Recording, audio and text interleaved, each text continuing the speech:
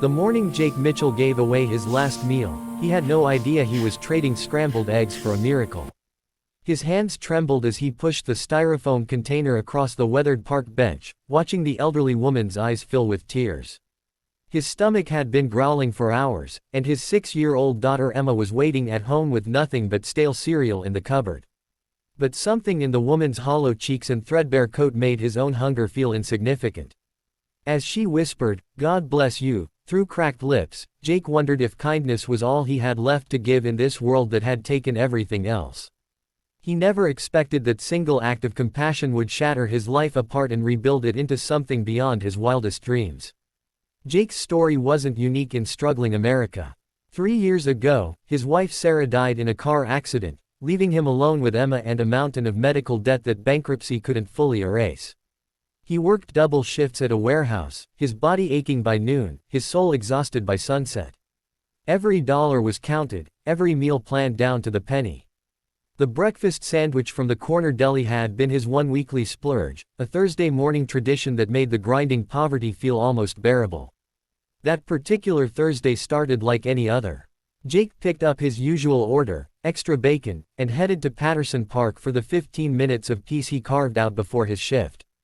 The November cold bit through his worn jacket as he sat on his favorite bench overlooking the empty playground. That's when he saw her. The old woman was rummaging through a trash can with the mechanical movements of someone who'd done it 1,000 times before. Her silver hair hung in matted tangles, and her fingers were blue-tinged in the frigid air.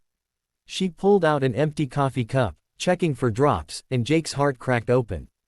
"Ma'am," his voice startled her, "I haven't touched this yet.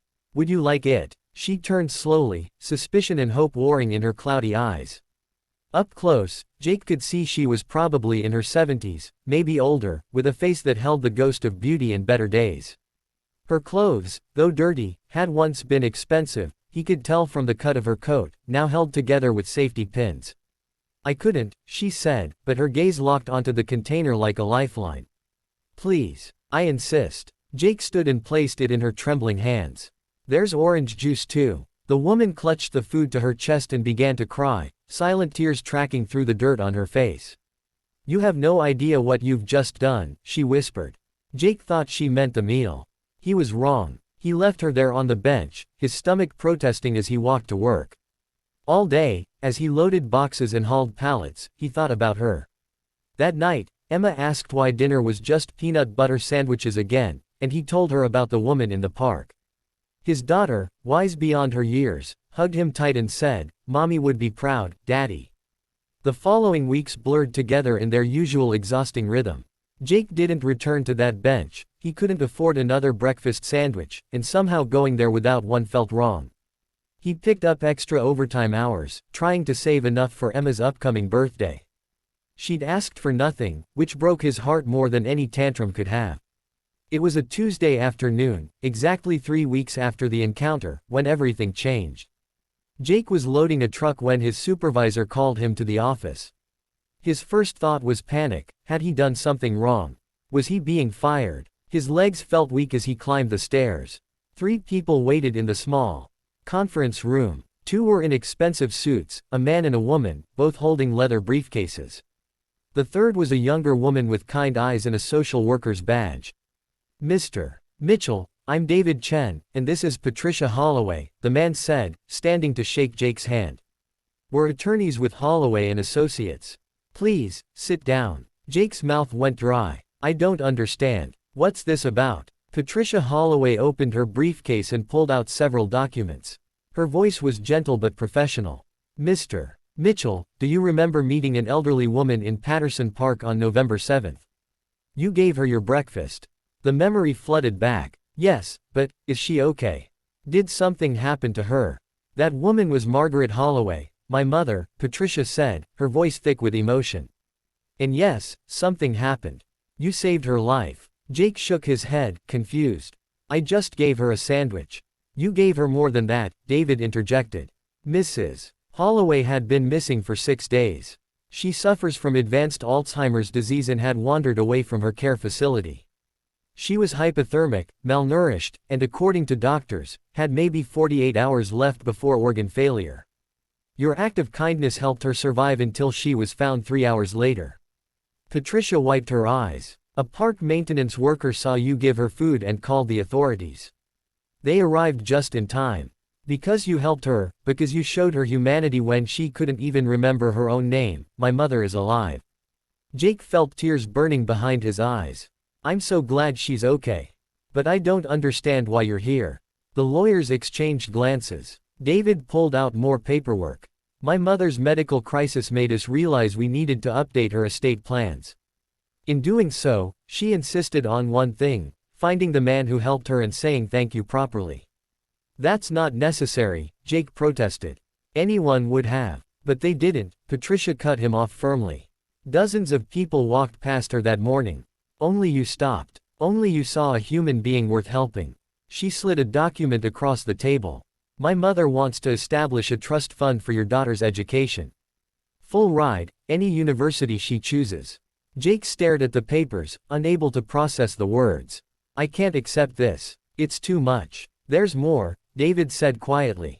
Mrs. Holloway owns several properties, including a small house in Riverside that's currently vacant. She wants you and Emma to live there, rent-free, for as long as you need. The room spun. Jake gripped the table's edge. Why? Why would she do this? Patricia's voice broke. Because in her moment of greatest vulnerability, when she was lost and forgotten and invisible, you saw her. You fed her. You treated her with dignity. My mother said something that morning before her memories faded again. She said, an angel in a warehouse jacket saved me. We've been searching for you ever since. The social worker, who'd been silent until now, leaned forward. Mr. Mitchell, your employer shared that you're a model employee despite working through extreme financial hardship. Your daughter's school reports she's bright, kind, and comes to class hungry more often than not. You've been carrying an impossible burden alone. Let someone help you now. Jake couldn't stop the tears anymore. They came in great, shuddering waves, releasing years of fear and exhaustion and grief. Through his sobs, he managed to whisper, I just gave her breakfast. You gave her life, Patricia said, crying now too. You gave our family back our mother. You gave us the chance to say goodbye properly when the time comes, to have more memories, more moments. How do you put a price on that? The details that followed felt surreal. The house was beautiful, a 3-bedroom with a yard where Emma could play. The trust fund was fully funded. Additionally, Mrs. Holloway had insisted on covering Jake's remaining medical debt, a burden he'd carried like stones in his pockets for 3 years, suddenly lifted. She wants to meet you both, Patricia said as they wrapped up. If you're willing. She has good days and bad days, but she remembers the kindness. She remembers the feeling of being seen. 2 weeks later, Jake and Emma walked into Meadowbrook Care Facility carrying flowers. Margaret Holloway sat in a sunlit room, her silver hair now clean and styled, her eyes clearer than they'd been in that park. When she saw Jake, her face transformed. The breakfast man, she said, smiling. You're real. I thought maybe I dreamed you. Jake knelt beside her chair, taking her fragile hand. You're real too, Mrs. Holloway. And you're going to be okay. Emma, shy at first, came forward with the flowers. Thank you for helping my daddy, she said in her small voice. He always helps everyone else, but nobody helps us. Until you. Margaret's eyes filled with tears. Sweet child, your father helped me first. He reminded me that kindness still exists in this world. That's worth more than any house or money. As they talked, Margaret drifting occasionally but always coming back to the present, Jake understood something profound. His act of kindness hadn't just saved her life, it had reminded him that his own life, despite its struggles, still had purpose and meaning. In giving away his last breakfast, he'd received something he'd lost when Sarah died: hope. The years that followed weren't without challenges. Margaret passed away peacefully 18 months later, surrounded by family who'd gotten precious extra time with her. But her legacy lived on. Emma thrived in their new home, eventually earning a scholarship to medical school, inspired by the doctors who'd saved the woman her father helped. Jake left the warehouse to train as a counselor, working with homeless populations, remembering the woman on the bench who could have been anyone's mother, anyone's grandmother. On Emma's graduation day, as she walked across the stage to receive her doctorate, Jake thought about that cold November morning. How close he'd come to walking past, to protecting his one small comfort in a hard life. How a moment of connection, of choosing humanity over hunger, had changed everything. Because sometimes the smallest acts of kindness don't just change a single day. Sometimes they change every day that follows, rippling outward in ways we can never predict, touching lives we'll never meet, proving that compassion is never wasted, even when we have nothing left to give but our hearts.